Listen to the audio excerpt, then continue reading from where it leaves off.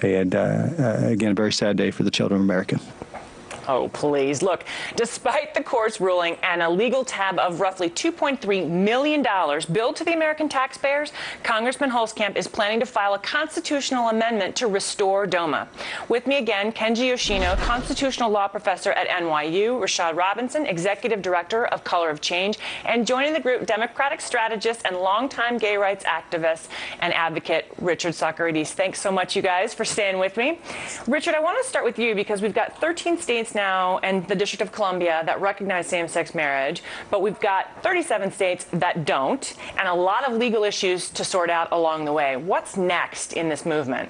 Well, I think what people are going to see and what this ruling now dramatically illustrates is that we have, whether or not you have rights as a full American in this country, if you're gay, depends upon where you live. And I think that when people realize that it has so much to do with geography, and that if you live even in New York, but if you live across the river in New Jersey, you don't have those rights. I think people are going to see the unfairness and inequality of that, and see that that's not the way we do things in this country. Even though, in other parts of the civil rights struggle in this country, we had two Americas. Right. So I think that the ruling granting federal benefits to those people who live in states where marriage is allowed is going to accelerate the pace of change throughout the country. And Rashad, to that point, what about, because this decision applies to marriage but not civil unions. So how does that affect people who live in a state where they have a civil union? Do we think it may put pressure on those states to actually pass marriage? I think it's going to put pressure. I also think we're going to see a lot of couples bringing forward, lawsuits and trying to figure out exactly how their state is going to ensure that they're able to love and protect and take care of their families. This is a civil rights issue, and I think that what we're also going to see around the country, and we saw it from the right when we saw just these attacks, and we just talked about it with the voting rights issue,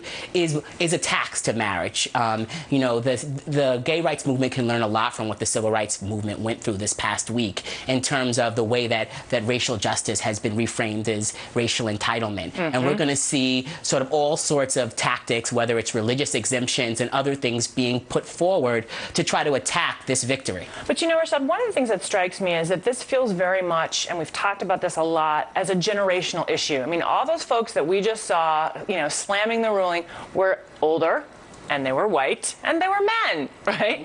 And if you look at Republicans, Democrats, Independents, particularly among the younger generation, this is a civil rights issue. And I think a lot of younger people think this is their civil rights issue of their generation.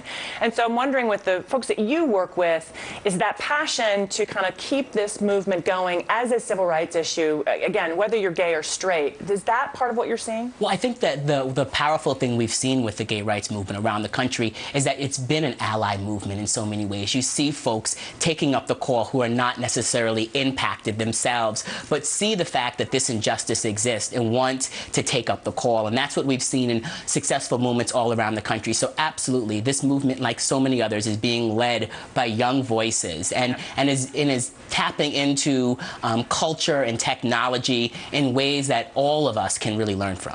Kenji, one of the things that was interesting was that Justice Ginsburg said that she thought the court had actually moved too fast on Roe. We're going to take a listen and then talk about it on the other side. My criticism of Roe is that it seemed to have stopped the momentum. I expected much more back and forth, much more dialogue among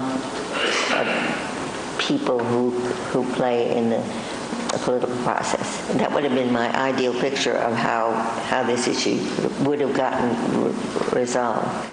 So, Kenji, does the nature of these two decisions and how they sort of work together reflect that kind of approach that let's have the states kind of continue its process? Absolutely. I was actually at the oral argument for the Prop 8 case, and one of the questions that Justice Ginsburg asked was, well, we didn't go right to interracial marriage, right? We did a ruling that struck down fornication where there were disparate penalties based on whether it was interracial sexual activity or not. And so essentially what she was throwing to the other side was, shouldn't we take this as incrementally as possible? And what the Supreme Court did on Wednesday was it punted on the Prop 8 issue, essentially allowing the country to move move incrementally. On the other hand, as Rashad was mentioning, we don't actually have that far to kick the can down the road. I mean, there are cases already percolating up through the Ninth Circuit from Hawaii and Nevada, respectively. So the court can't defer this, for example, for the 12 years that it waited for with respect to interracial marriage. Right. Richard, to that point, I mean, so there's the legal track, right, and then there's the grassroots track, but also there's sort of the political reality, I think, that Republicans are confronting. For a Democratic nominee for president, I think this is a no-brainer. You have to be, right, you have to support it, right? For it at this point. But for the Republicans, despite the rhetoric that we're hearing, it really is a much more complicated issue because you have a growing number of Republicans who support marriage equality. You've obviously, and that by not supporting that pushes you farther and farther to the right and a smaller and smaller base. So how are Republicans going to navigate right, this? Well, that's the million-dollar question. On this issue and immigration, I think too, it's a very difficult issue for Republicans because so much of that party is captive, to the Tea Party, and the Tea Party is not going to go along on immigration, and they're not going to go along on gay rights. But it's so clear, especially even more so on gay rights, where the rest of the country is heading. Especially from a cultural standpoint. I mean, even though the politics are taking a while to catch up. I mean, if you turn on TV, right, and you watch TV, you can see where the country is going. The country accepts that there are Americans who are gay and lesbian, and they ought to be treated fairly, and that's all we've ever asked for. But the political process is way behind, and this is a real challenge. I mean, I have some Republican friends, and this is what this is what keeps them up at night. Good. I think it's very unclear where they're going to go and how they're going to get out of it. And I would say that even though the Supreme Court punted a little bit maybe on this Proposition 8 case, right, as Kenji said, the truth is that the language in the DOMA ruling is so strong, and there's both. So the legal effect of that Defense of Marriage Act ruling and the language in it is going to mean very quickly that the next case or two that percolates up is going to be a very sweeping ruling. And I think that they were big rulings, and I think it's going to accelerate the pace of change, almost exactly the opposite of what Justice Ginsburg said happened around choice. And I hope you're right. Thank you, Richard Socarides, Kenji Yoshino, and Rashad Robinson.